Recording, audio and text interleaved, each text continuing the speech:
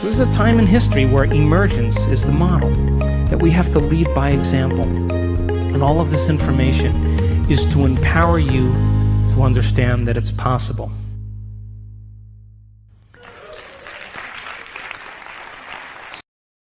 So, great time to be alive, would you agree? We signed up for this.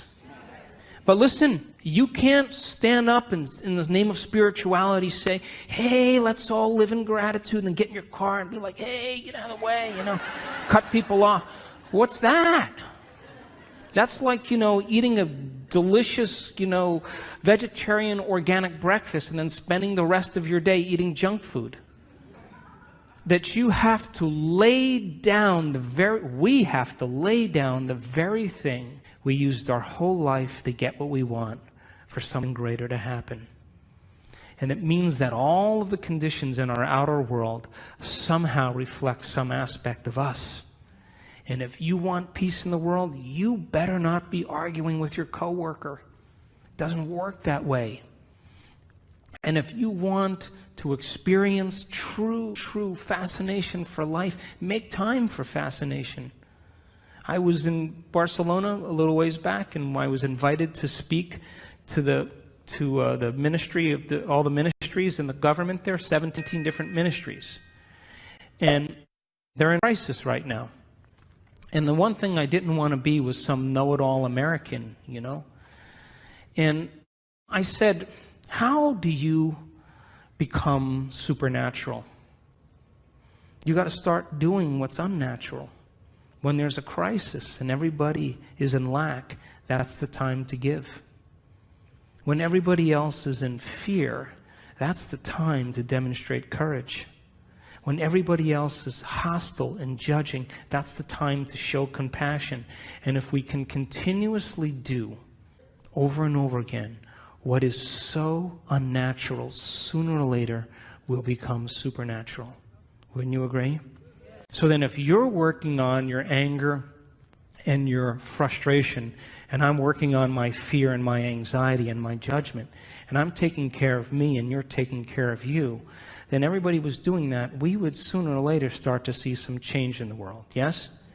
So then we have to begin to start somewhere. And the place we start then is looking within and beginning to look at some of those emotions that keep us anchored to the past, that literally begin to break us down.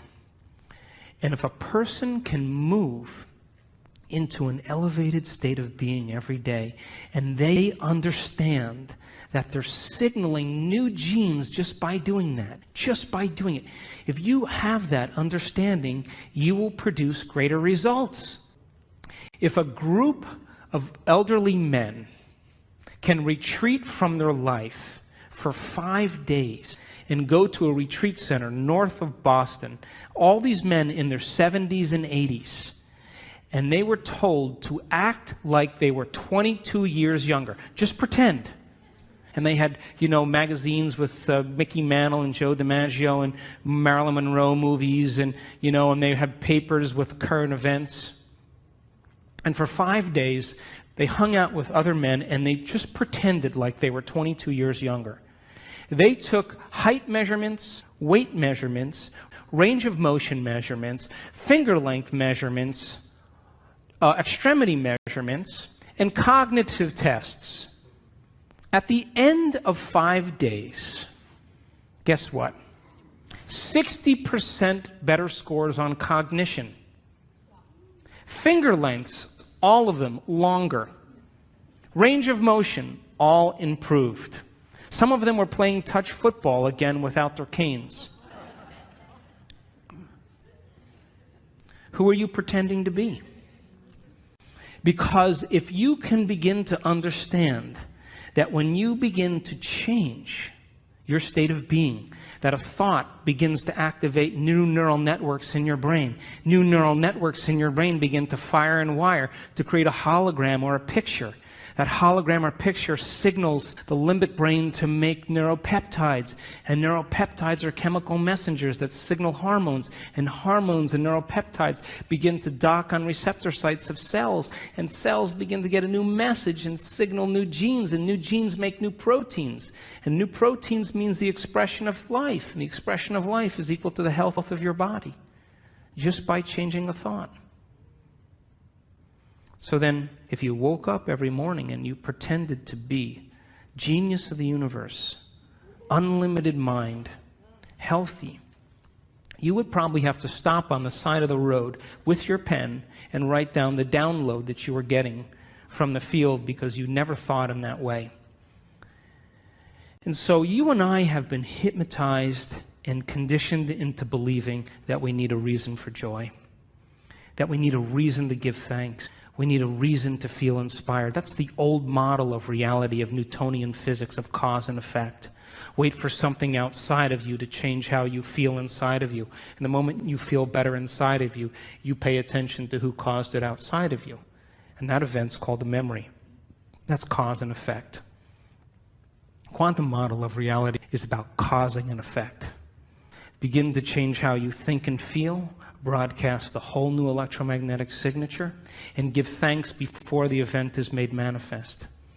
Materialists would never do that, but the quantum mind, the immaterialist, always does that, because the moment you begin to observe a new future, that's called intention, with an elevated energy, you are causing infinite waves of possibility to begin to collapse into new patterns of information called your life. But if you're observing your life from the same level of mind every day, and you begin to anticipate the next experience based on your past, I'm curious, tell me where the unknown is going to show up in your life. Is there any room for that? It would just be too inconvenient. So this is a time in history where we have to meet these challenges with a greater level of mind. And we can't keep doing the same things, thinking the same thoughts, performing the same actions, and living by the same emotions and secretly expecting our life to change. We have to meet all of these challenges, and we have to be the heroes and the heroines that begin to leave a legacy in this particular time. There's a stigma that you and I have been conditioned into believing that all leaders get it in the end. Abraham Lincoln, Martin Luther King, William Wallace, Joan of Arc, they all got it in the end. It's a subconscious conditioning that leaders somehow pay the price with their life. You ever see a group of birds that all move in the same direction? You ever see the fish that all swim in the same? If you study that phenomenon in biology, that's called emergence. You would think that there's a leader. It's a top-down phenomenon. Turns out there's no leader.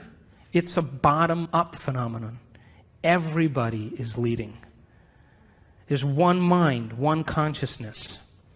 So you can't take out all leaders if everybody's leading now, could you? So this is a time in history where emergence is the model, that we have to lead by example. And all of this information is to empower you to understand that it's possible.